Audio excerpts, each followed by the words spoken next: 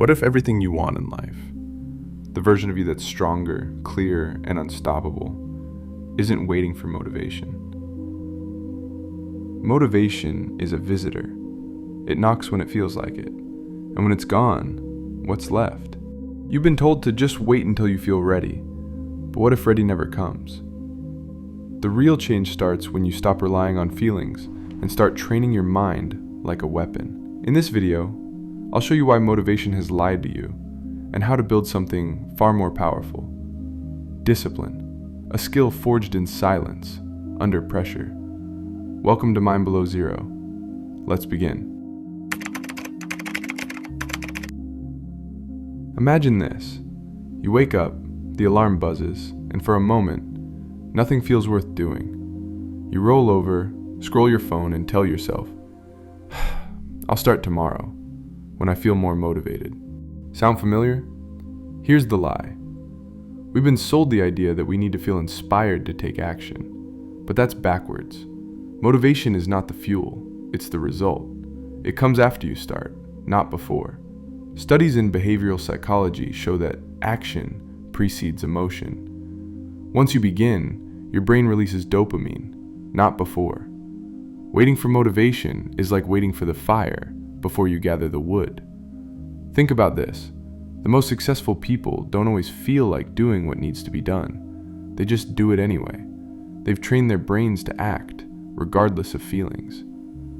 A writer doesn't wait for inspiration. They sit at the desk every day, even when the mind is blank. And eventually, the words show up, not because of motivation, but because of discipline. If you rely on motivation, you will fail every time it disappears. But if you rely on discipline, you become unstoppable. Let me ask you something. When was the last time you did something hard, not because you wanted to, but because it aligned with the life you want to live? That moment, that's the birth of discipline. Discipline isn't about being robotic. It's not about killing all your desires. It's about mastery, over impulse, over laziness, over fear. And here's the truth. Discipline is not a trait, it's a skill. And like any skill, it can be trained, sharpened, and strengthened. Neuroscientists have found that self-control activates the prefrontal cortex, the same area responsible for decision-making, focus, and planning. The more often you resist the urge to give in, the more that region of your brain rewires itself. You literally reshape your brain every time you act with discipline. Your mind is a battlefield. On one side, there's comfort. On the other, there's growth. Each decision you make feeds one side. Choosing to take a cold shower, to meditate when you're anxious, to write when your head's full of noise. These are tiny wins, but they add up.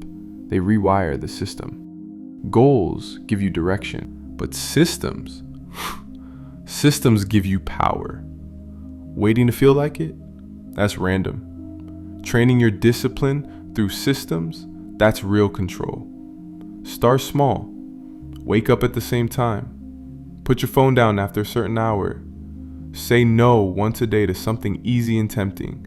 These are training reps, and your brain gets stronger each time. The strongest mind isn't the one that avoids struggle.